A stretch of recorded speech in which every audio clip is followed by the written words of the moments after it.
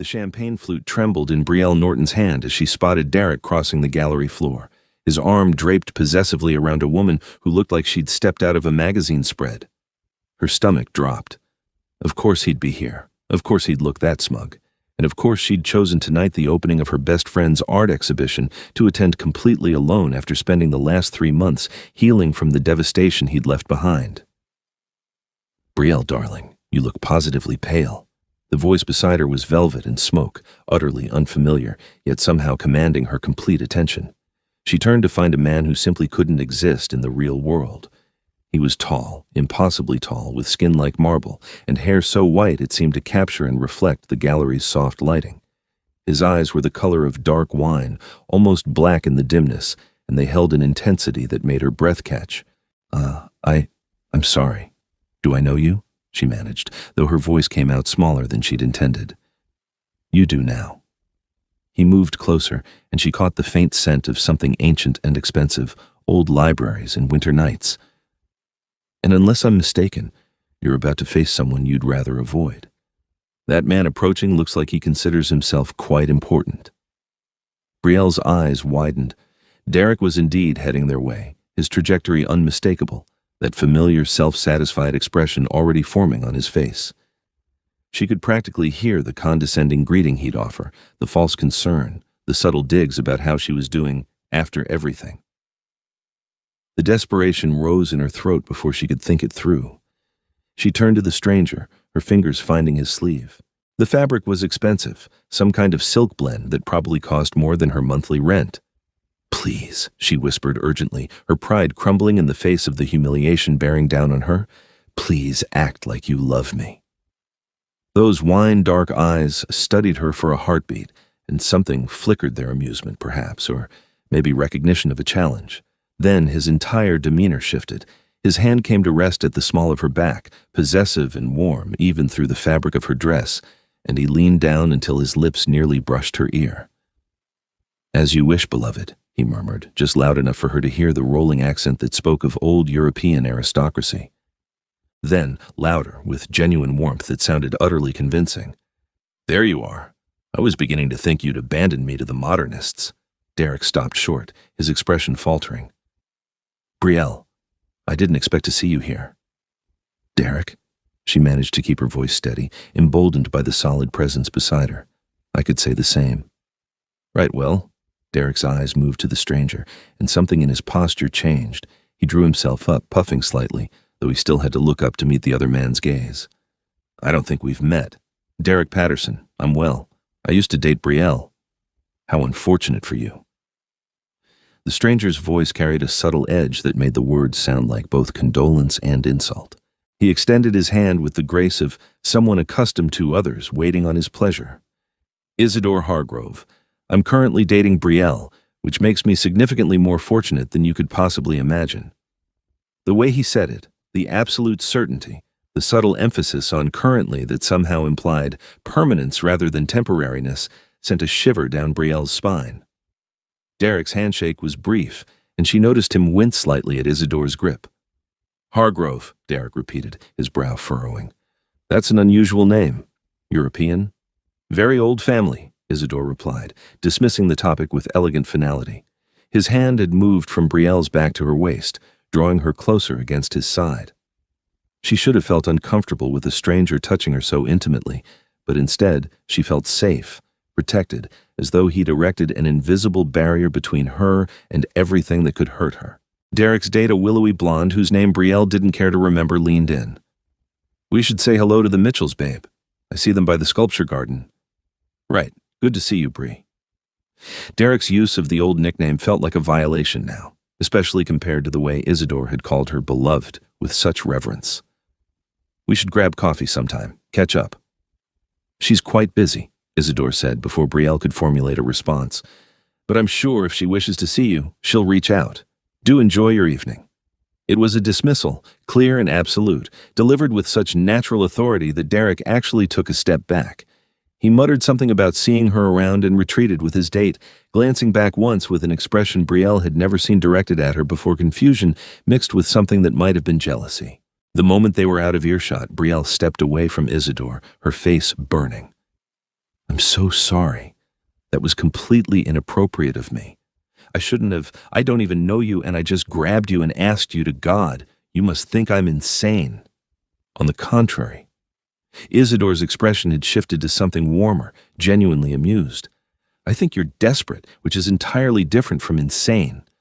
Though I confess myself curious about what that man did to inspire such a reaction.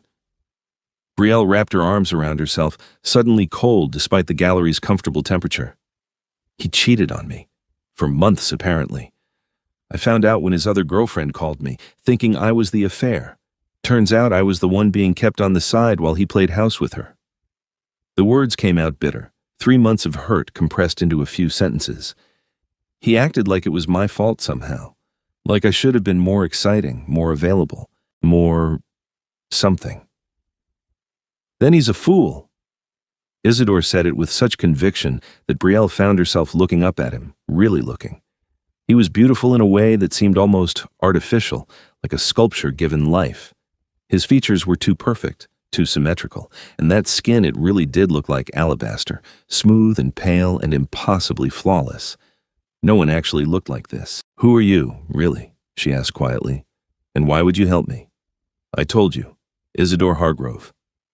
He reached into his jacket and produced a card, heavy stock with elegant lettering that read simply, his name and a phone number. As for why, let's say I have a particular distaste for men who don't appreciate what they have until it's gone. And you looked like you needed a champion for a moment. A champion, she repeated, a small laugh escaping despite everything. That's very old-fashioned. I'm a very old-fashioned man. He said it with such seriousness that it should have sounded ridiculous, but somehow it didn't. Now, since we're supposed to be dating, would you like to actually enjoy this exhibition together? I have strong opinions about contemporary art that you may find either enlightening or insufferable. Brielle knew she should politely decline, thank him again, and disappear into the crowd. Instead, she found herself nodding. Enlighten me. They spent the next 2 hours moving through the gallery, and Brielle discovered that Isidore's strong opinions were actually remarkably insightful. He could discuss technique and composition with the ease of someone who'd studied art history extensively, but he also had a dry wit that made her laugh more than once. He was attentive without being overbearing, asking her opinions and actually listening to her answers, a courtesy Derek had rarely extended. She also noticed other things. He never ate or drank, despite passing servers offering both.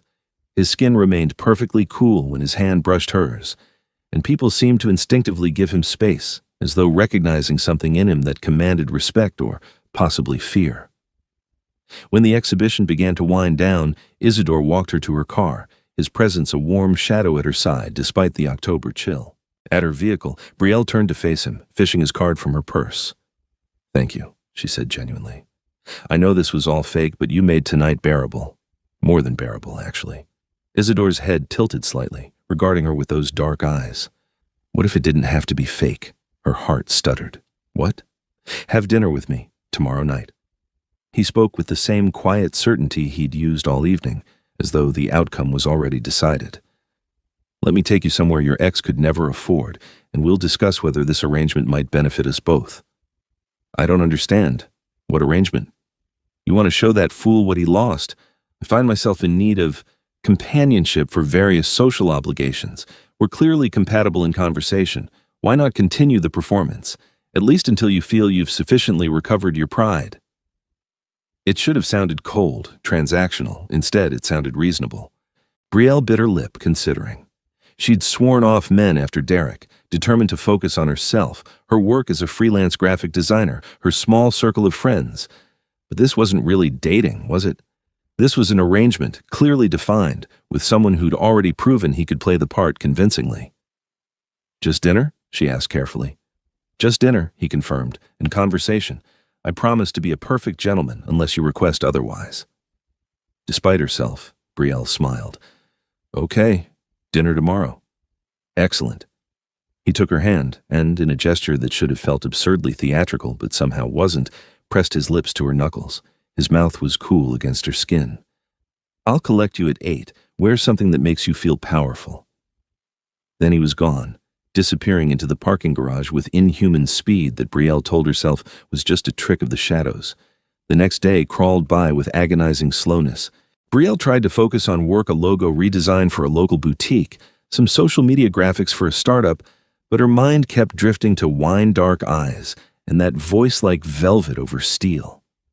She'd Googled Isidore Hargrove and found almost nothing, which in the digital age seemed impossible.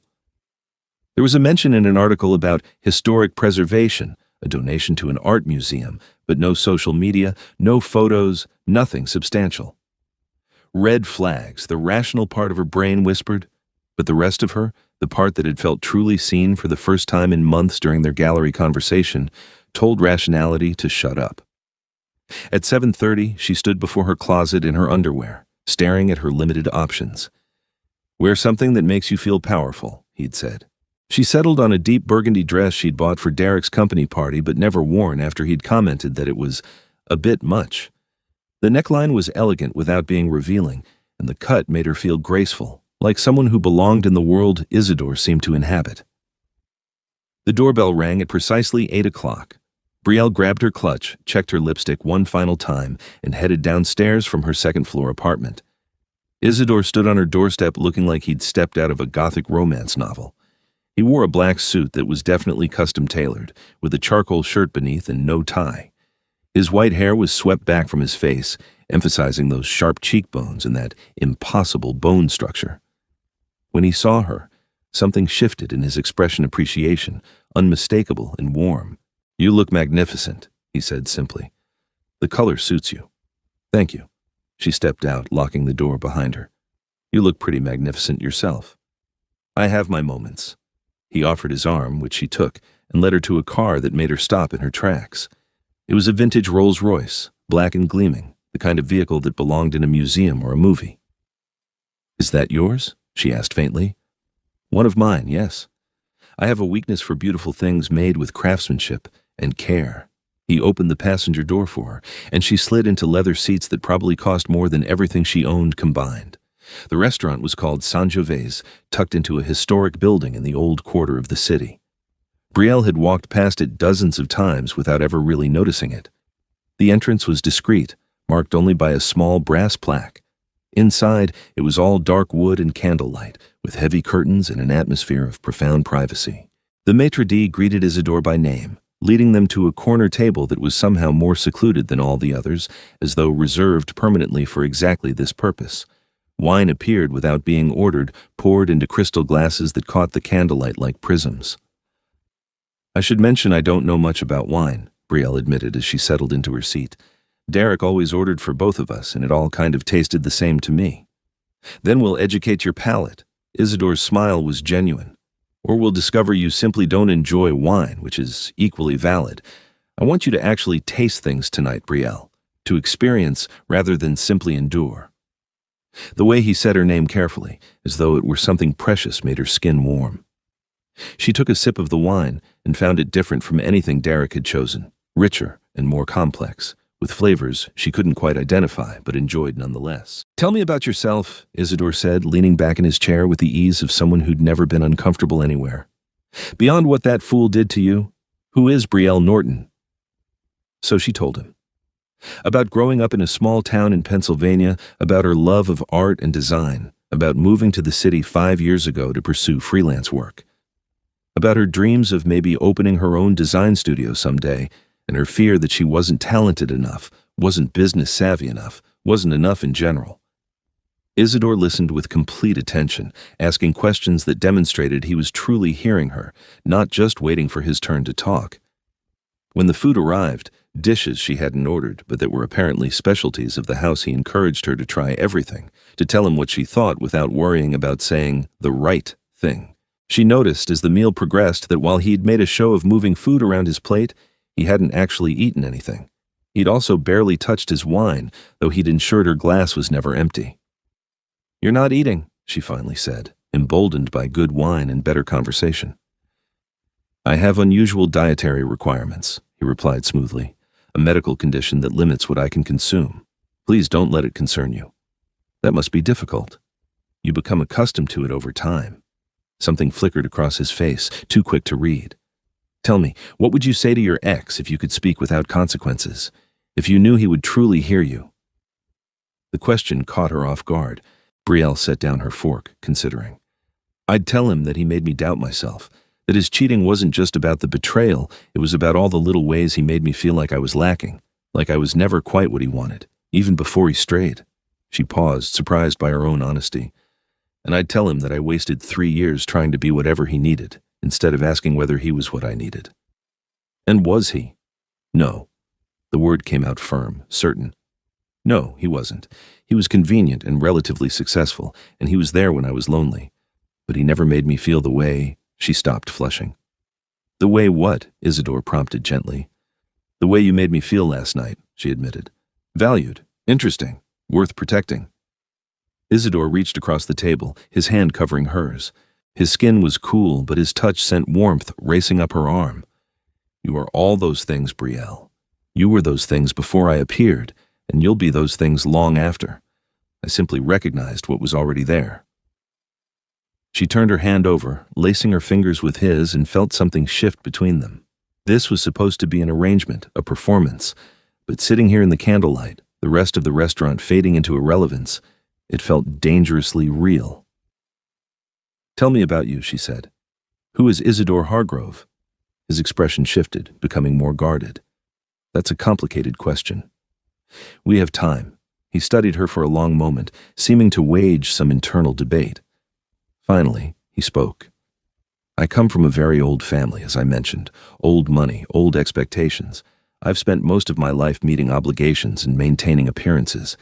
I'm considered royalty in certain circles. Royalty? She couldn't keep the skepticism from her voice. Of a sort. It's not recognized by any government, you understand. But within our community, bloodlines matter. I hold a position of significant authority, which comes with both privilege and burden. That sounds lonely. It is. The admission seemed to surprise him as much as her. Those in my world, they see the title, the power, the resources. Very few see the man beneath, and those who do often want something from him. I don't want anything from you, Brielle said softly. Except maybe more evenings like this. Isidore's fingers tightened on hers. Be careful what you wish for, Brielle Norton. I'm not certain you understand what you'd be inviting into your life. Then help me understand. But he shook his head, releasing her hand and signaling for the check. Not tonight. Tonight was about you reclaiming some joy. Let's not complicate it with my baggage. The drive back to her apartment was quiet, but not uncomfortable. When Isidore walked her to her door again, Brielle found herself reluctant to say goodnight. At her threshold, she turned to face him. Can I see you again? She asked. For real this time, not just for show. I was rather hoping you'd ask. His smile was softer than she'd seen it before, almost vulnerable. Though I should warn you that my life is complicated in ways I'm not yet ready to explain. If we continue this, there will be things you'll need to accept on faith for a while. Everyone has secrets, Isidore. Not like mine, he said quietly. Then, before she could respond, he leaned down and pressed his lips to her forehead, a gesture so tender it made her chest ache. Sleep well, beloved. I'll call you tomorrow. Over the next 3 weeks, Brielle fell into a pattern that felt like a dream. Isidore called every day, usually in the evening, and they'd talk for hours about everything and nothing. He took her to museums, galleries, concerts, all held at night, she noticed, though he explained it away as his work schedule. He was generous without being ostentatious, thoughtful in ways Derek had never been, remembering tiny details she'd mentioned in passing and acting on them. He brought her a first edition of her favorite book because she'd mentioned reading it in college. He arranged for her to meet a gallery owner who was looking for a designer after she'd expressed interest in arts marketing. He sent flowers to her apartment for no reason, except that he'd walked past a shop and thought of her. But he also maintained certain boundaries.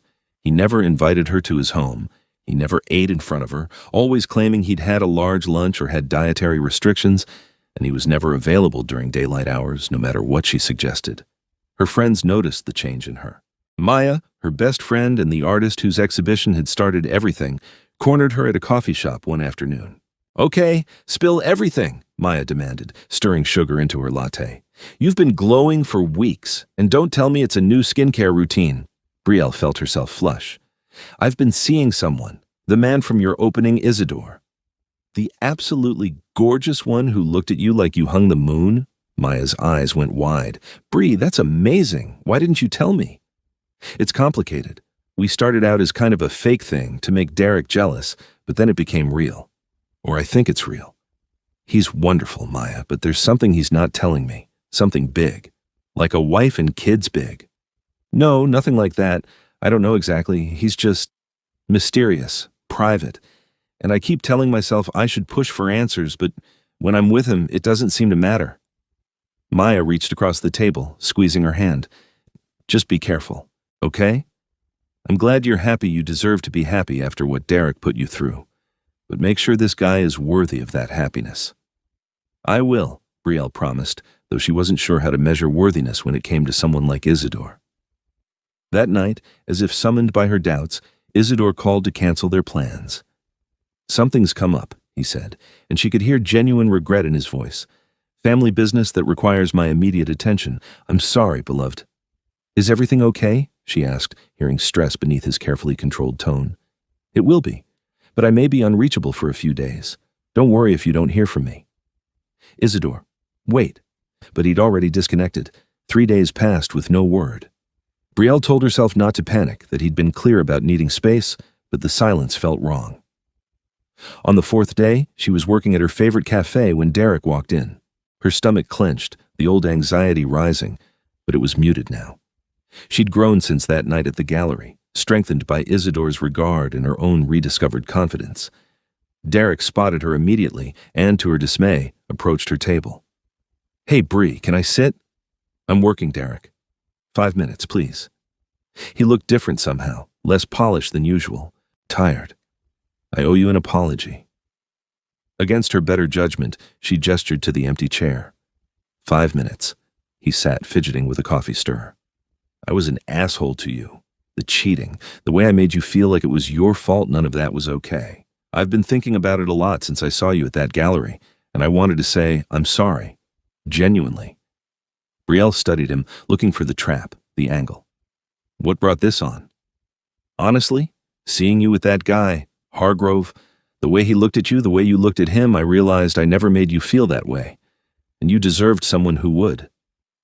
He met her eyes, and she saw sincerity there, uncomfortable and unfamiliar. I was threatened by your talent, your independence, so I undermined you in little ways, made myself feel bigger by making you feel smaller. That was wrong. Yes, it was, she agreed quietly, but I let you do it. I gave you that power. Are you happy now? With him? She thought about Isidore's smile, his careful attention, the way he touched her like she was something precious. I am. When he's not disappearing mysteriously for days at a time. Derek frowned. What do you mean? Nothing. Inside joke. She closed her laptop. I appreciate the apology, Derek. Really. But we're done, you and me. Whatever we were, it's over. I know. He stood, then hesitated. Just be careful, okay? There's something about that guy. I can't put my finger on it, but he's not what he seems. None of us are, Brielle replied, and watched her ex walk away, feeling closure settle over her like a blanket. That night, Isidore finally called. His voice was strained, exhausted in a way she'd never heard. Brielle, I'm sorry for the silence. May I come over? Of course. Are you okay? I need to tell you the truth, he said, all of it, and then you'll decide whether you can accept what I am. He arrived within the hour, and Brielle's breath caught when she opened the door. He looked haggard, his usual perfect composure cracked. There were shadows under his eyes, and his skin was even paler than normal, almost translucent. Come in, she said, stepping aside. Isidore, you look terrible. What happened? He moved past her into the small living room, then turned to face her with an expression of profound resignation. I'm a vampire, Brielle. That's what I am, what I've been for over 300 years. She stared at him, waiting for the punchline. When none came, she laughed nervously. That's not funny. It's not meant to be. He held up his hand, and she watched in shock as his nails lengthened into claws, sharp and deadly. His eyes darkened further, the pupils expanding until there was almost no white visible. When he opened his mouth, she saw fangs where his canines should have been. I am Isidore Hargrove, king of the Northern Vampire Court, and I've been lying to you since we met. Brielle's legs gave out. She sat down hard on the couch, her mind reeling. This isn't possible. Vampires aren't real. We're very real. We've simply become exceptionally good at hiding over the centuries. He retracted the claws, the fangs, forcing himself back into the semblance of humanity. The past few days, I've been dealing with a challenge to my authority. Another vampire who wants my throne and thought to gain it through violence. It's handled now, but it reminded me that my world is dangerous, and I've been dragging you into it without your knowledge or consent. You drink blood, she said faintly, pieces clicking into place. That's why you never eat, and the nighttime meetings, and the pale skin. And oh God, I've been dating a vampire. Technically, we never defined what we were doing as dating, Isidore offered, then winced. That was poorly timed levity. I apologize. Brielle pressed her hands to her face, trying to process. Part of her wanted to run screaming. But another part, a larger part, was thinking about all their conversations, all the moments of connection. The being standing in her living room was the same one who'd protected her from Derek's smugness, who'd listened to her dreams, who'd made her feel cherished for the first time in her life. Are you going to hurt me? She asked finally. Never. The word was vehement, absolute. I would die before allowing harm to come to you, Brielle. That's actually the problem. I'm in love with you. Her head snapped up. What? Isidore moved closer, kneeling before the couch so they were at eye level. I didn't plan for this. I saw a woman in need and thought to amuse myself by playing hero for an evening. But then you were brilliant and funny and so remarkably human in the best possible way. You made me remember what it was like to feel something beyond duty and obligation. And now I'm in love with you, which is dangerous for you and forbidden by my court and utterly selfish of me. Forbidden why? Her voice came out as a whisper. Because humans and vampires don't mix, not in permanent ways. You're fragile, mortal. You age and die in what feels like an eye blink to us. The laws of my kind forbid romantic entanglements with humans, specifically to prevent the heartbreak of watching someone you love wither while you remain unchanged. His hand came up, almost touching her face, but stopping just short. I should walk away.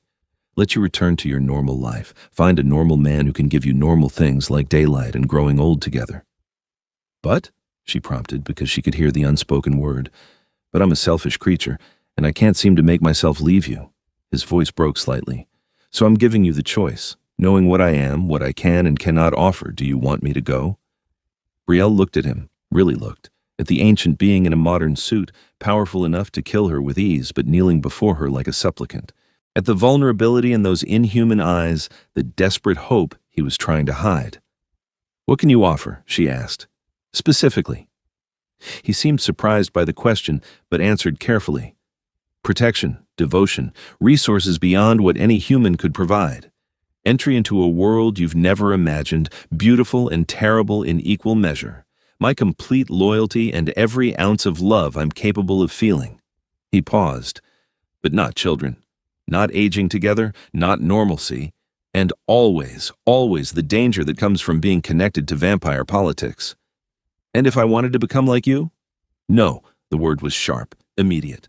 I won't turn you, Brielle. The transformation is agonizing, and immortality is a burden I wouldn't wish on anyone I loved.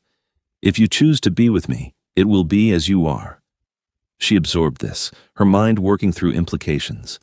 A relationship with an expiration date built in her death whenever it came. A life split between the normal world and whatever vampire society looked like. Constant danger from his enemies. But also, if she was honest, exactly what she'd been searching for without knowing it. Someone who saw her completely and chose her anyway. Someone who made her feel alive in a way she'd never experienced. Love that was epic and consuming and utterly impractical. I have questions, she said finally. So many questions about how this would work, about your world, about everything. And I'll answer all of them, Isidore promised. I'll hide nothing else from you, I swear it. Okay, she reached out, her hand finding his face, feeling the cool smoothness of his skin. Then I choose you, vampire king and all. The relief that flooded his expression was almost painful to witness. He turned his head, pressing a kiss to her palm. You're certain? Terrified and certain, she confirmed. Now kiss me properly before I change my mind. He did, rising from his knees and pulling her up into his arms with inhuman strength. His mouth found hers, cool and hungry, and Brielle felt the last of her reservations burn away in the heat of it. This was right. Impossible and complicated and potentially disastrous, but right. When they finally broke apart, both breathing hard despite only one of them needing air, Isidore rested his forehead against hers. "We should discuss logistics. You'll need to meet others of my kind, learn our laws. There will be vampires who object to this relationship, who'll see you as a weakness to exploit. Then we'll deal with them," Brielle said, feeling braver than she had any right to. "Together." "Together," he echoed, and smiled a real smile, full of warmth and wonder. "I do love the sound of that." The next few weeks were a crash course in a world Brielle had never imagined. Isidore introduced her to his realm carefully, starting with the basics. Vampires lived in courts organized by territory, with rulers who'd held power for centuries. Isidore's northern court controlled everything from Maine to the Great Lakes, a domain of over 200 vampires, each powerful and dangerous in their own right. Their headquarters was a massive estate hidden beneath the city, accessible through tunnels that ran under historic buildings. The architecture was Gothic and grand, all vaulted ceilings and marble floors, lit by chandeliers that probably predated electricity. It was beautiful and terrifying, like stepping into a bygone era. "This is Octavia," Isidore said, introducing Brielle to a woman who looked about 30, but whose eyes suggested centuries. She had the same white hair and pale skin as Isidore, though her features were more delicate. "My second-in-command and oldest friend." Octavia looked Brielle up and down with unconcealed skepticism. "This is the human you've been neglecting your duties for. She's pretty enough, I suppose, but hardly worth the political upheaval you've caused." "Octavia," Isidore's voice held a warning. "I'm merely being honest." Octavia turned her attention back to Brielle. "Do you have any idea what you've done, little human? By accepting the king's affection, you've made yourself both a symbol and a target. There are vampires who will see your relationship as a weakness to exploit, others who will view you as an insult to our kind." "Then they can take it up with me," Brielle replied, keeping her voice steady despite her racing heart. "I didn't ask for this, but I'm not going to apologize for it either." Something flickered in Octavia's expression, possibly respect.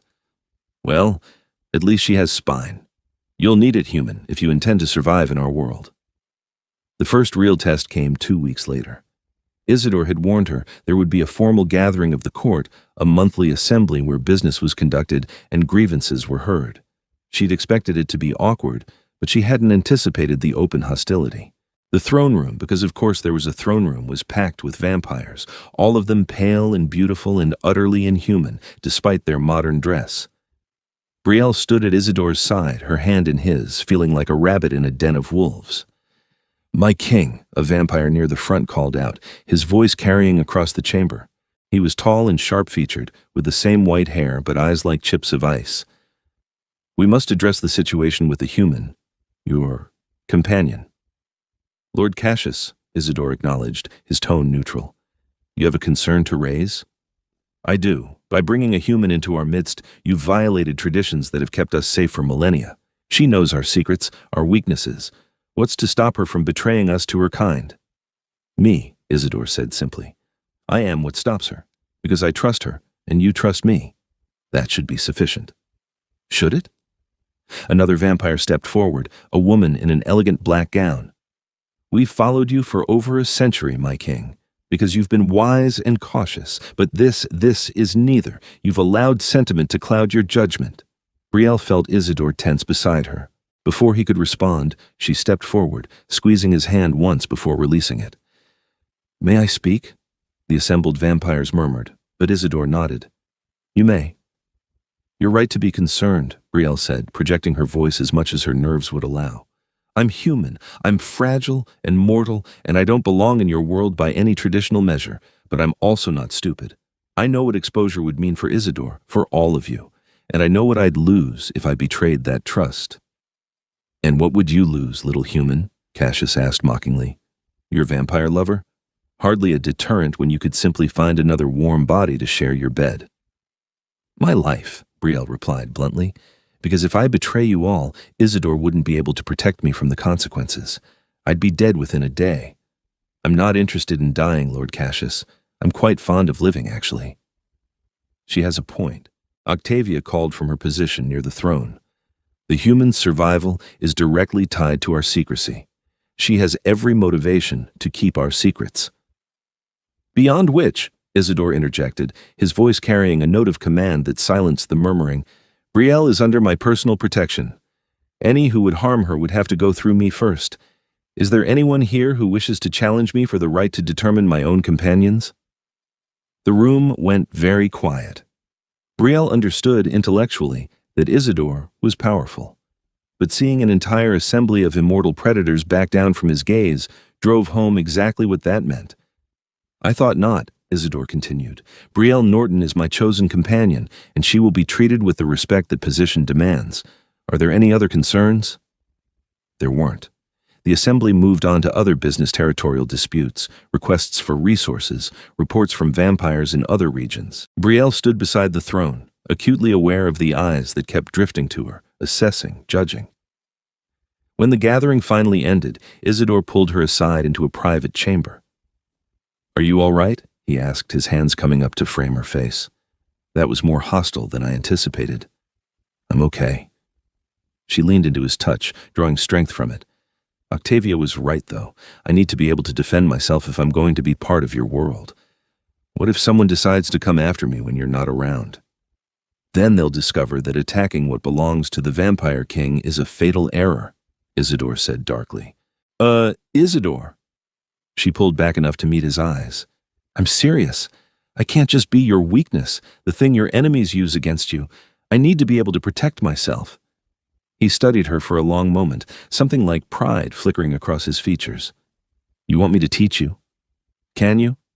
I can teach you our laws, our customs, how to navigate vampire politics. Self-defense against supernatural beings is more complicated. You'll never have our strength or speed. But yes, I can teach you to be less vulnerable. He brushed a strand of hair from her face. When did you become so fierce? When I fell in love with a vampire king, she replied. It seemed like a good time to develop a spine. I do love you, he said softly. More than I should, more than is wise. You know that, don't you? I know. She rose on her toes, kissing him gently. And I love you back, even though you're impossibly old and drink blood and have stupid vampire politics to deal with, he laughed. The sound rare and wonderful. Stupid vampire politics. I should have that inscribed somewhere. Over the following months, Brielle's life transformed in ways she couldn't have imagined. She still took freelance design work, still met Maya for coffee, still maintained the surface appearance of normalcy. But her nights belonged to Isidore's world. He taught her about vampire hierarchies, about the delicate balance of power between courts, about the laws that governed their kind. She learned which vampires could be trusted and which viewed her as an interloper. She discovered that vampire society was simultaneously more civilized and more brutal than human politics. Disagreements were settled with formal duels rather than backroom deals, but the consequences of losing were often permanent. Octavia, surprisingly, became something like a friend. The ancient vampire seemed to appreciate Brielle's refusal to be cowed by the supernatural, and she began teaching Brielle things Isidore either didn't think to mention or didn't want her to know. The king is powerful, Octavia told her one night as they sat in one of the estate's many libraries. But his position isn't absolute. If enough of the court united against him, they could force him to abdicate, or worse. Worse? Brielle looked up from the book on vampire law she'd been reading. Death. Permanent, final death. Were difficult to kill, but not impossible. Sunlight, fire, decapitation, these things can end even the oldest of us. Octavia's expression was serious. You need to understand that your relationship with Isidore makes him vulnerable in ways he hasn't been for centuries. Love is a weapon in our world, one that can be used against those foolish enough to feel it. Then why hasn't anyone tried? Brielle asked. If I'm such a liability? Because they're afraid of him, and because, thus far, you've proven less disruptive than anticipated. But there are other courts, Brielle. Other vampire kings and queens who might see an opportunity in Isidore's attachment to a human. You need to be prepared for that. The warning proved prescient. 2 months into Brielle's integration into vampire society, Isidore received a formal communication from the Southern Court. Their queen, Seraphine, requested a meeting to discuss matters of mutual interest. She's coming here? Brielle asked, watching Isidore read the letter with an expression of deep displeasure. She is. In 3 days. He set the paper aside, rubbing his temples in a gesture of frustration. Seraphine is old, cunning, and utterly ruthless. She doesn't do anything without multiple layers of strategy behind it. What does she want? That's what concerns me. The Southern Court and mine have maintained a careful peace for over a century, neither interfering in the other's territory. For her to request a personal meeting suggests she wants something significant. His eyes met Brielle's. And I fear you're going to be part of whatever game she's playing. Queen Seraphine arrived precisely on schedule, sweeping into Isidore's estate with an entourage of 6 vampires, all of them radiating power and menace. She was breathtaking in a terrible way. White hair cascaded down her back in waves, and her eyes were the pale gold of a predator. She wore modern clothes with the bearing of someone accustomed to historical gowns, all grace and deadly elegance. "Isidore," she greeted, her voice like honey over broken glass. "How delightful to see you again. It's been, 50 years since we last spoke in person?" 62, Isidore replied, bowing with precise courtesy. "Queen Seraphine, welcome to my court. May I introduce Brielle Norton, my companion?" Seraphine's golden eyes fixed on Brielle with an intensity that made her want to step back, but she held her ground, meeting that ancient gaze as steadily as she could manage. "The human," Seraphine said, sounding almost delighted. "I'd heard rumors, but I confess I thought them exaggerated. You've truly bound yourself to a mortal, Isidore. How wonderfully tragic." "If you've come merely to comment on my personal life, you could have sent a letter," Isidore said coolly. "Oh, but where would be the fun in that?" Seraphine circled Brielle slowly, like a cat examining a mouse.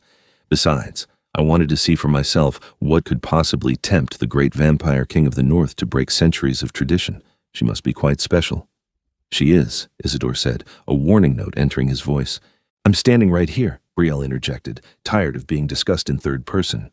"If you have questions about me, Your Majesty, you can ask me directly." Seraphine's laugh was like silver bells.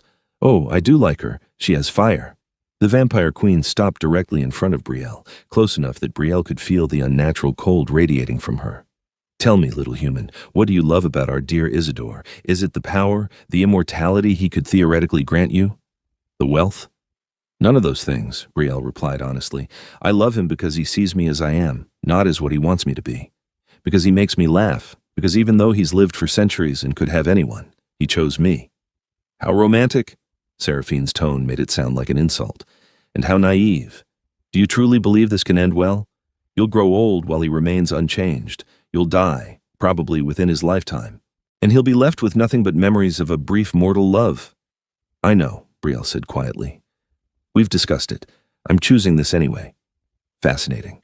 Seraphine turned to Isidore. "She really is remarkable. Which is why I'm going to make you an offer, old friend.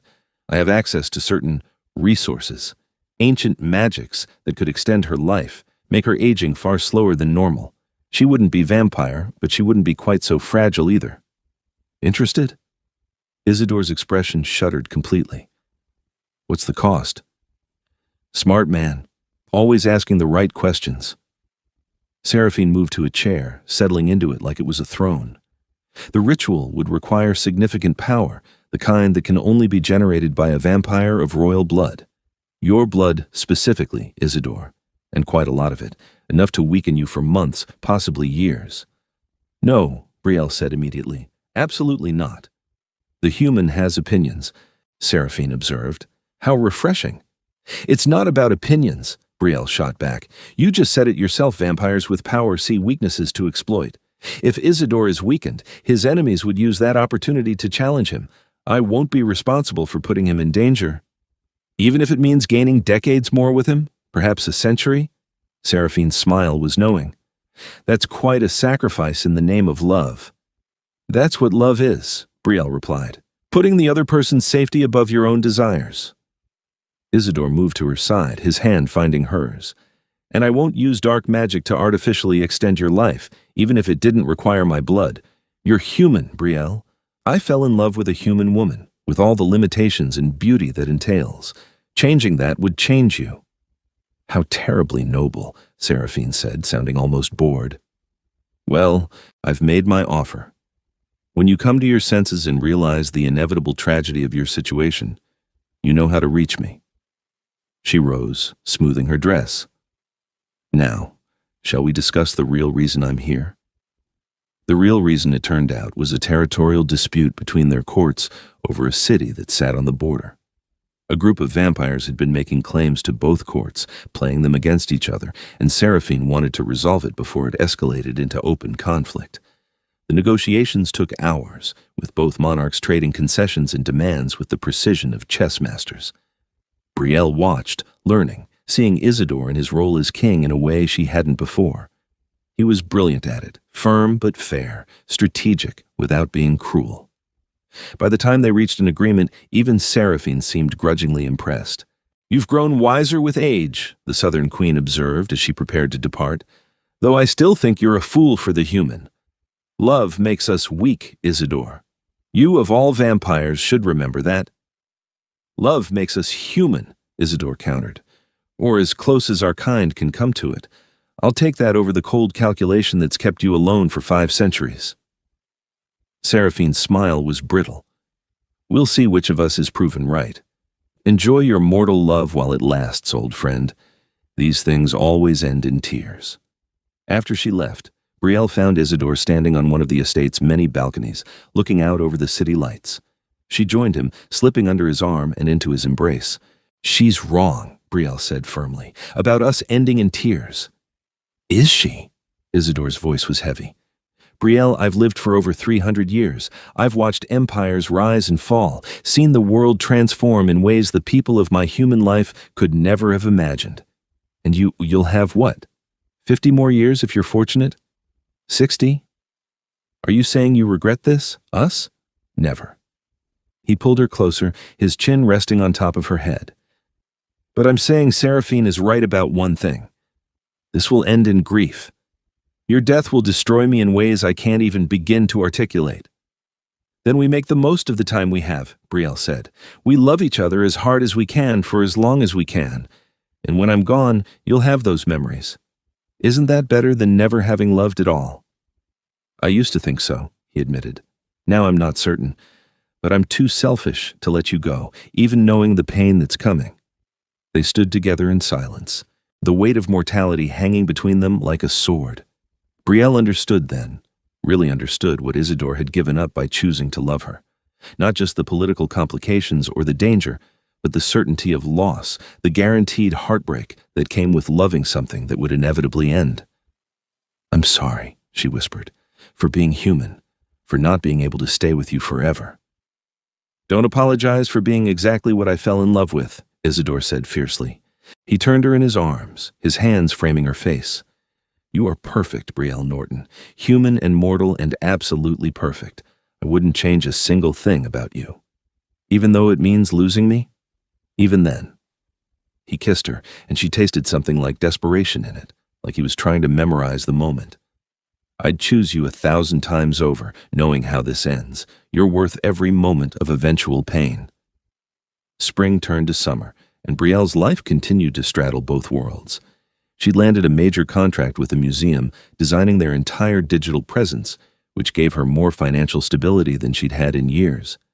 She'd also become a familiar presence at Isidore's court, enough so that the vampires had stopped treating her like a curiosity and started treating her like an actual person with her own authority.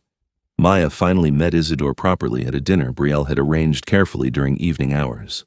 Her best friend had been skeptical until she saw them together, saw the way Isidore looked at Brielle like she was the sun itself. Afterward, Maya had pulled Brielle aside. "Okay, I get it now," Maya had said. "He's completely in love with you. It's actually kind of overwhelming to witness." "Is it too much?" Brielle had asked, suddenly worried. "No, it's perfect. You deserve someone who looks at you like that. Just promise me you'll invite me to the wedding if that happens." Brielle had laughed, but the comment stuck with her. She and Isidore had never discussed marriage, mostly because the concept seemed absurd when discussing a relationship between a mortal and an immortal. What would be the point of promising forever when forever meant such different things to them? She raised it one night as they lay together in Isidore's private chambers, her head on his chest, listening to the heartbeat that was slower than a human's, but still reassuringly present. "Do vampires marry?" she asked. "Historically, yes, though it's fallen out of favor in recent centuries." His fingers traced lazy patterns on her shoulder. Why do you ask? Just curious. Maya mentioned weddings, and I realized we've never talked about it. Isidore was quiet for a long moment. Would you want that? A marriage? I don't know, Brielle admitted. It feels strange when we've already acknowledged our relationship has an expiration date. But then again, don't all marriages? People get divorced. People die. Maybe we're just more honest about the temporary nature of it.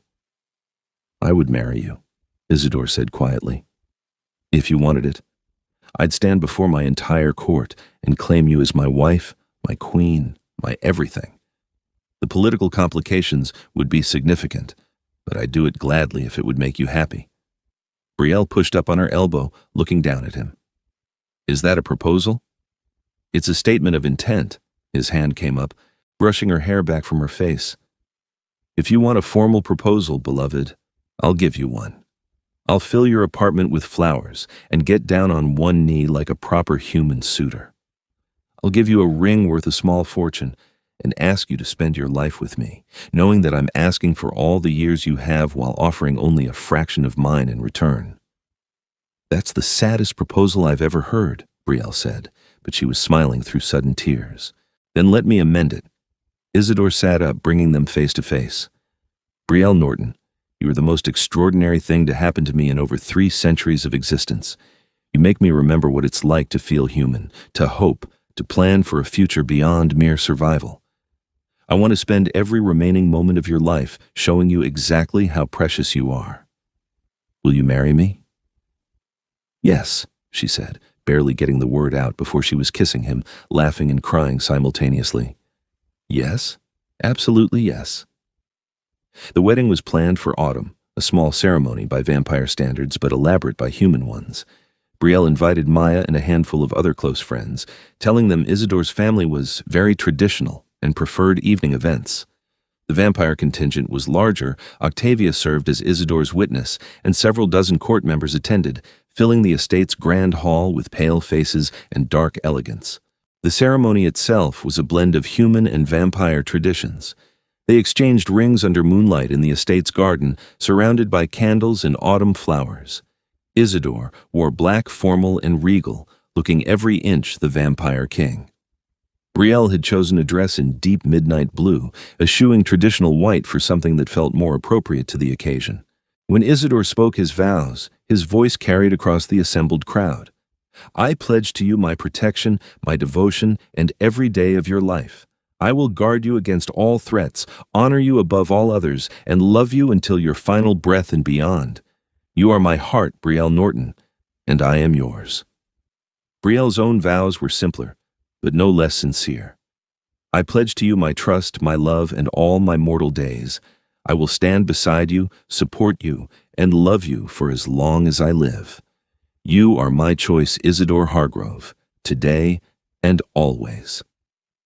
They sealed the vows with a kiss, and the assembled vampires, to Brielle's surprise, actually applauded. Even Cassius, who'd been so hostile at first, offered a bow of acknowledgement. The reception was held inside, with music and dancing that went until nearly dawn. Brielle found herself passed from vampire to vampire, each offering congratulations or advice with varying degrees of sincerity. But always, Isidore was nearby, watching, ensuring she was safe and comfortable. Maya cornered her near midnight, slightly tipsy on expensive wine. Your husband's friends are really intense, she said, but they clearly respect you. How'd you manage that? By not backing down, Brielle replied honestly, and by loving Isidore enough that they couldn't question my commitment. He's good for you, Maya observed. I've never seen you this confident, this sure of yourself. He gave me permission to be myself, Brielle said, watching Isidore across the room as he spoke with Octavia. Not in the sense that I needed his permission, but he saw who I really was underneath all my doubts and insecurities, and he loved that person. Once I saw myself through his eyes, I couldn't go back to being small. As the night wore on and the human guests began to leave, the vampire portion of the reception continued. There were formal presentations, gifts from various court members, pledges of loyalty to their king and his new queen. That last part still felt surreal to Brielle. She was a queen now, at least in title, with all the protection and danger that entailed. When they finally retreated to their chambers, exhausted and happy, Isidore pulled her into his arms with a sigh of relief. That went better than I anticipated. I half expected someone to object during the ceremony. Would you have fought them if they did? Brielle asked, amused. Without hesitation. He said it seriously, and she believed him. You're mine now, Brielle Hargrove. Formally, officially, by the laws of both our kinds. Anyone who wants to change that will have to go through me. Brielle Hargrove, she repeated, testing the name. I like it. It sounds regal. You are regal, Isidore said, kissing her forehead, her cheeks, her lips. My queen in truth, regardless of the title. They settled into married life with surprising ease. Brielle moved into the estate fully, though she kept her apartment as a retreat when she needed space or wanted to work without vampires appearing at odd hours. She took on a formal role in the court, using her design skills to help with their public-facing businesses and her growing political acumen to advise Isidore on matters of diplomacy. A year passed, then two. Brielle's human friends noticed she seemed to keep odd hours but attributed it to her successful career and wealthy husband. Maya was the only one who suspected there was more to Isidore than met the eye, but she never pushed for details Brielle wasn't willing to share. The challenges came from within vampire society instead. A faction of traditional vampires, led by a lord named Constantine, began pushing for Isidore to take a vampire consort in addition to his human wife. It's not about rejecting your marriage, Octavia explained during one of their private conversations. It's about bloodline and immortality. They want to ensure the kingship passes to someone of pure vampire blood when the time comes. When I die, Brielle said flatly. You can say it, Octavia. I know I'm mortal. When you die, Octavia agreed quietly. Isidore has refused, of course. He won't take another partner while you live. But the pressure is mounting. Brielle brought it up with Isidore that night. I heard about Constantine's proposal. It's not a proposal. It's an insult, Isidore said sharply. To you, to our marriage, to everything we've built together. I won't entertain it. But they have a point, don't they? Brielle asked carefully. About succession and bloodlines. What happens to the Northern Court when I die and you're left without an heir? I'll name one from among the court members, or I'll step down and let someone else rule. I don't care, Brielle. What I won't do is dishonor you by taking another lover while claiming to be your husband. She moved into his arms, holding him tightly. I trust you. I just don't want to be the reason your court falls into chaos. You could never be that, Isidore insisted. You've brought stability and perspective I didn't know I was missing. The court is stronger because of you. The issue came to a head 3 months later during a formal assembly. Constantine stood before the court, making his case with passionate eloquence. Our king deserves an immortal companion, one who can stand beside him through centuries, not merely decades. We don't ask him to set aside the human, merely to acknowledge the reality of her limited lifespan and plan accordingly. Before Isidore could respond, Brielle stood. The room went silent. It was rare for her to speak during assemblies, rarer still for her to challenge another vampire directly. Lord Constantine, she said clearly, you speak of my limited lifespan as though it's a flaw in my character, rather than a simple fact of biology. And you frame your proposal as though it's in the king's best interest, when really, it's about your own discomfort with his choice of bride. Constantine's expression tightened. You presume much, human.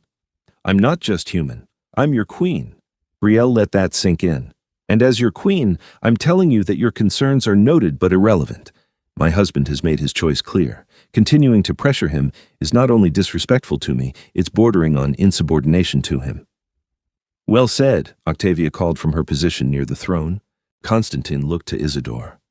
My king, surely you don't intend to let a mortal dictate court policy. I intend to let my wife speak her mind, Isidore replied, standing to join Brielle, and I intend to support her in that. She's right, Constantine. Your concerns are noted, but my decision stands. There will be no other consort while Brielle lives. After her death, his voice caught slightly, we'll address succession. Until then, this matter is closed. The challenge to their marriage faded after that, though Brielle knew the underlying concerns remained. She tried not to think about what would happen after she was gone, tried not to imagine Isidore eventually moving on with some beautiful vampire who could actually give him eternity. Instead, She focused on the present, on the life they were building together day by day. Their 5th anniversary arrived with little fanfare. They'd agreed to celebrate privately, just the two of them, away from court politics and vampire intrigue. Isidore took her to a cabin in the mountains, remote and beautiful, where they could watch the stars without the light pollution of the city. 5 years, Brielle mused as they sat on the porch, wrapped in blankets against the autumn chill. That's longer than I dated Derek, longer than most of my friendships have lasted. It feels like forever and no time at all. That's because you're thinking in human terms, Isidore said.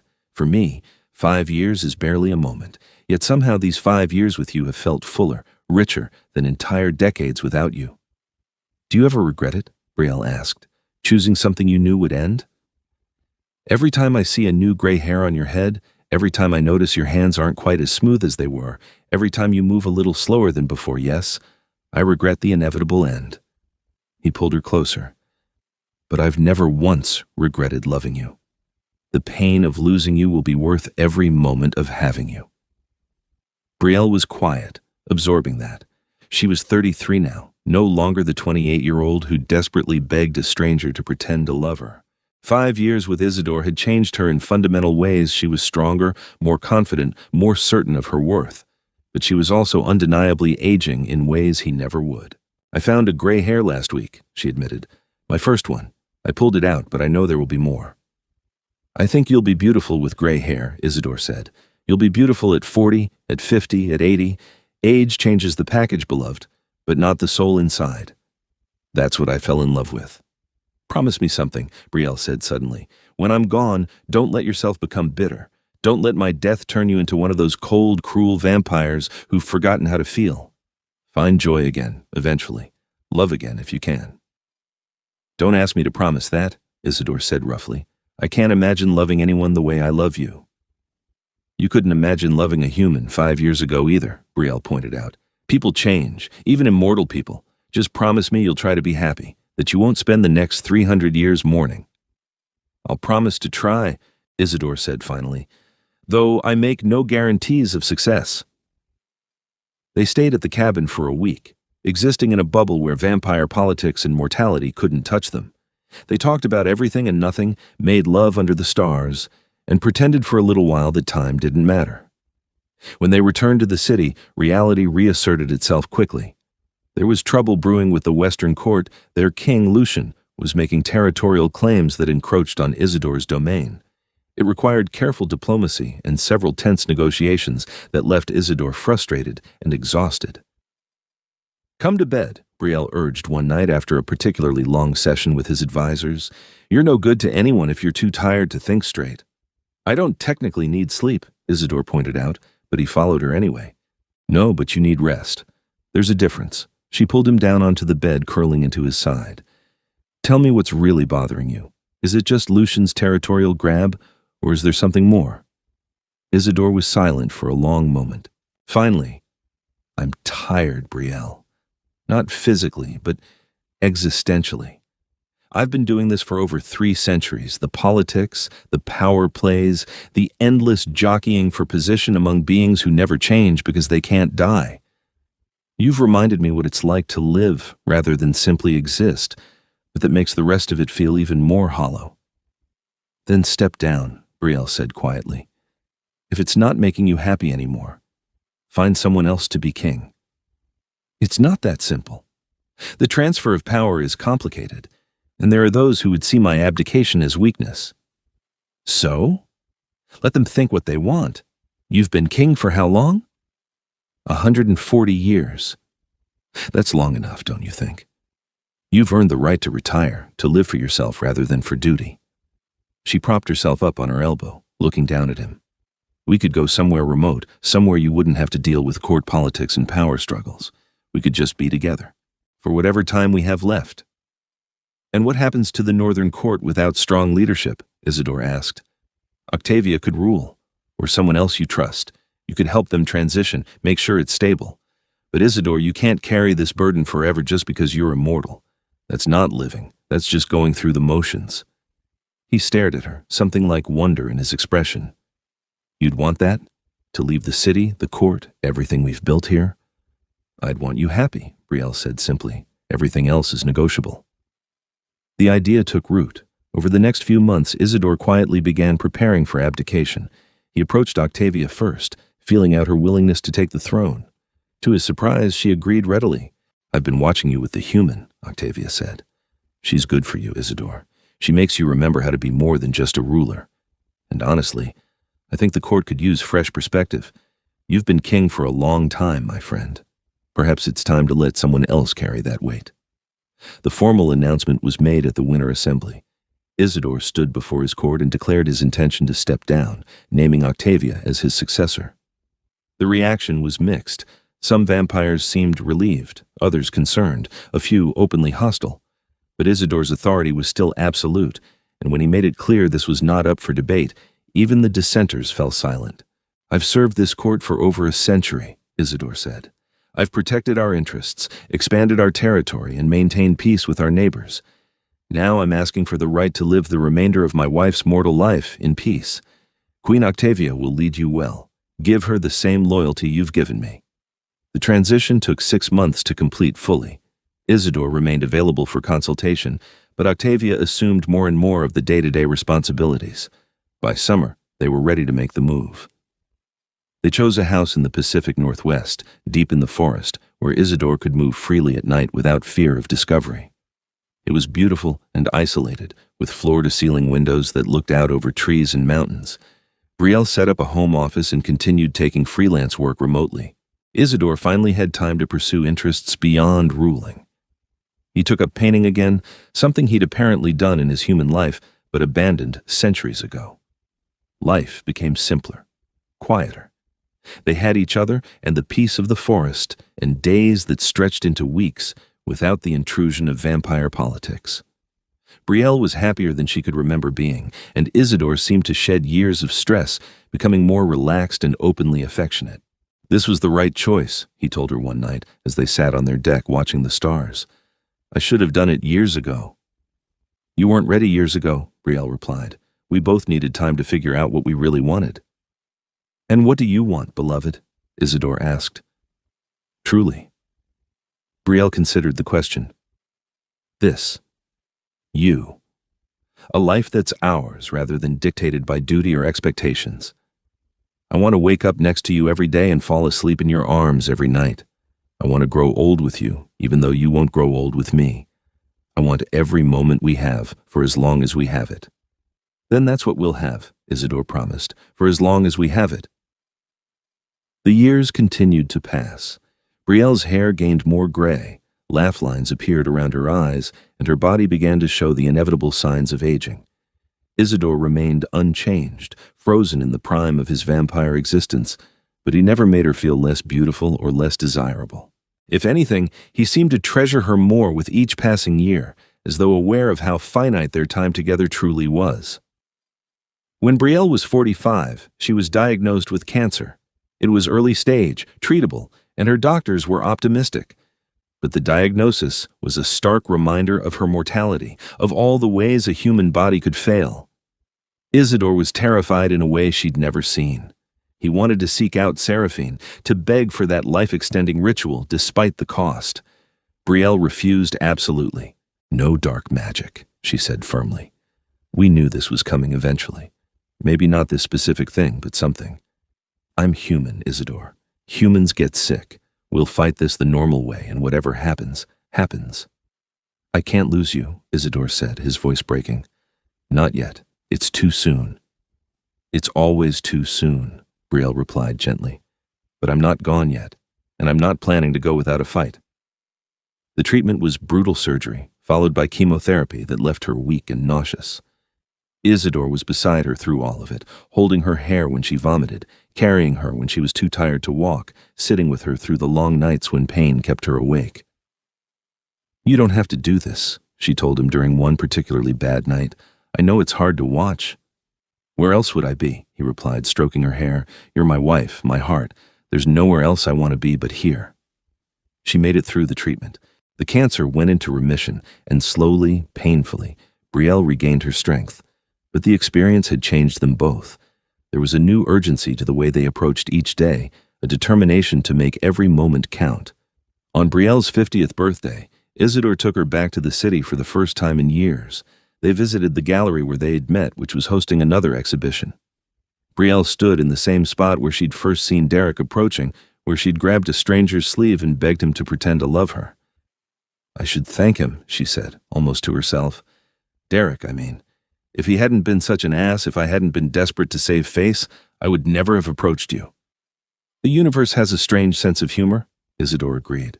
He'd aged well in appearance, somehow looking more human after years away from court politics, though of course his face remained unlined. "Though I prefer to think we would have found each other eventually, regardless of the circumstances." "You think we're fated?" Brielle asked, amused. "I think some connections transcend logic and planning. Ours is one of them." He pulled her close, right there in the middle of the gallery. "I love you, Brielle Hargrove. More now than I did on the day we met, which I wouldn't have thought possible." "I love you too," she replied. "Thank you for pretending to love me that night." "I wasn't pretending," Isidore said. "Not really. I was intrigued from the moment you spoke, fascinated by the end of the evening. By the time we had our first real date, I was already half in love with you. I just didn't recognize it yet." They spent the evening revisiting old haunts, the restaurant where they'd had their first dinner, the museum where Isidore had explained Byzantine art with infectious enthusiasm, the park where they'd taken late-night walks before Brielle fully understood why Isidore avoided daytime. Each place held memories, pieces of their story woven into the fabric of the city. Before they left to return home, they stopped by the estate. Octavia greeted them warmly, looking every bit the queen she'd become. The court was thriving under her rule. She explained she'd instituted some reforms, strengthened alliances with other courts, and generally proved herself a worthy successor. "You made the right choice," Octavia told Isidore privately. "Stepping down, I mean. You're happier than I've ever seen you." "I am," Isidore agreed. "Thank you for making it possible." "Thank Brielle," Octavia replied. "She's the one who had the courage to suggest it, and the wisdom to know it was what you needed." The years continued to accumulate. Brielle's 60th birthday came and went, then her 65th. She moved slower now, her joints protesting in ways they never had before, but her mind remained sharp and her spirit strong. She'd published a book on design theory that had done surprisingly well. She'd reconnected with Maya, who'd married and had children, and was now facing her own mortality with the approach of retirement age. When Brielle was 70, she had a heart attack. It was mild and she recovered, but it was another reminder that time was running out. Isidore became almost obsessive about her health, monitoring everything, hovering in a way that would have been annoying if it hadn't been so clearly rooted in love and fear. "Odd, I'm not made of glass," she told him gently, after he'd insisted she rest following a short walk. "I'm old, yes, but I'm not broken." "Not yet," Isidore said, his voice tight, "but you will be. You'll break, and I won't be able to fix you, and then you'll be gone." Brielle took his face in her wrinkled hands. "Yes, that's how mortality works. But Isidore, we've had over 40 years together, 40 incredible years of love and joy and partnership. That's more than most people get. When I'm gone, I don't want you dwelling on the ending. I want you remembering the middle, the bulk of it, all the good parts." "There are no bad parts," Isidore said. "Even the hard times were worthwhile because we faced them together." "Then remember that," Brielle urged. "Remember us at our best, at our worst, at our most ordinary. Remember all of it, and let it make you grateful rather than bitter." On their 45th anniversary, Brielle was 73 and increasingly frail. They celebrated quietly, just the two of them, toasting with wine Brielle could barely taste anymore but pretended to enjoy because it made Isidore smile. 45 years, Isidore mused, half a human lifespan. A blink from me, but it contains more joy than the 3 centuries before it. "I'm glad I could give you that," Brielle said. Her voice was weaker now, her body finally beginning the inevitable decline that no amount of medical care could prevent forever. "I'm glad we had this time." "I want more time," Isidore said fiercely. "I want decades more, centuries. I want you with me forever." "You'll have me forever," Brielle assured him, "just not physically. I'll be in your memories, in your heart. That's a kind of immortality, too." That winter, Brielle caught pneumonia. At her age, with her weakened system, it was serious. The doctors did what they could, but they prepared Isidore for the possibility that she might not recover. She spent 2 weeks in the hospital before insisting on being brought home.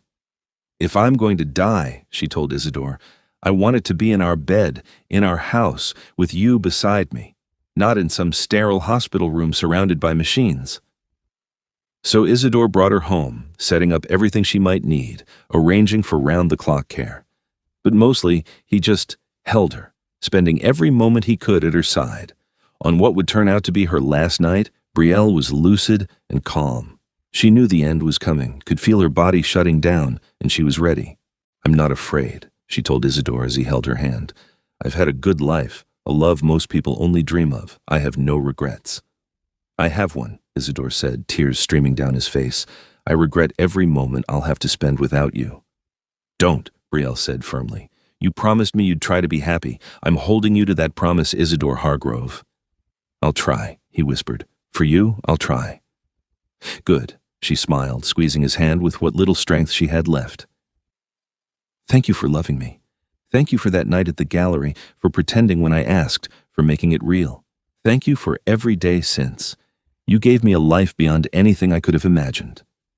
You gave me everything, Isidore replied. You made me remember what it was to be alive, to feel, to love. You saved me, Brielle, in every way a person can be saved. Then we saved each other, Brielle said. What a beautiful thing that is. She died as the sun was rising, her hand in Isidore's, a smile on her face. Isidore felt the moment she left, felt the absence of her presence like a physical wound. He held her body for hours, unable to let go, grieving in a way he hadn't since his human life ended 3 centuries before. Eventually, Octavia came. She'd sensed the death somehow, or perhaps just knew it was time. She helped Isidore make arrangements, handled the human authorities, and stayed with him through the worst of it. She loved you, Octavia said at the funeral, a small affair with Brielle's few remaining friends and a select group of vampires who'd come to respect the human queen. More than I've ever seen anyone love, and you loved her just as much. Hold on to that, Isidore. Don't let the grief erase the joy. The first year was the hardest. Isidore existed more than lived, going through motions without real purpose. He stayed in their house in the forest, surrounded by her things, unable to bring himself to change anything. But slowly, painfully, he began to heal. He painted again, creating portraits of Brielle at different ages, young and vibrant at 28, confident and regal at 40, beautiful and weathered at 70. He wrote down their story, every detail he could remember, determined that her impact on his existence wouldn't be forgotten. In the second year, he began venturing out more. He visited the city, checked in with Octavia and the court, reconnected with the world he'd left behind. And he started, tentatively, to imagine a future that honored Brielle's memory without being consumed by it. He never remarried, never took another lover. Not because he couldn't, but because he didn't want to. What he'd had with Brielle was complete unto itself, a perfect thing that didn't need replacing or repeating. But he did learn to be happy again, in his own way. He found joy in art, in travel, in helping younger vampires navigate the complicated existence they'd been born into. He established a foundation in Brielle's name, supporting emerging artists and designers. He told their story to anyone who would listen, keeping her alive through memory and love. Decades passed. Then a century. The world changed around Isidore, technology advanced, societies transformed, but he remained, carrying Brielle with him in his heart. And when other vampires asked him about love, about whether it was worth the inevitable pain, he always gave them the same answer. I spent 300 years without her and 45 years with her. And those 45 years were worth every moment of the eternity I'll spend missing her. Love is always worth it, even when it ends, especially when it ends. Because the alternative is never loving at all, and that's no way to exist, mortal or immortal. In his private moments, in the quiet of the house they'd shared, Isidore would sometimes stand at the window where they'd watched countless sunsets together, and he'd speak to her as though she could hear. I kept my promise, beloved. I'm trying to be happy. Some days are easier than others, but I'm trying. And I'm grateful, so grateful for the gift of knowing you, of loving you, of being loved by you in return. Thank you for asking me to pretend that night. Thank you for making it real. Thank you for 45 years of joy and partnership and love that sustained me then and sustains me still. The house remained exactly as it had been when Brielle was alive, a shrine to a love that had transcended the boundaries of mortality and immortality, proving that even temporary things could have permanent impact. And Isidore remained, guardian of their story, living proof that a vampire king could have a human heart, and that sometimes the bravest thing a person could do was walk up to a stranger and beg them to act like they loved them, never knowing that the pretense would become the most real thing in either of their lives.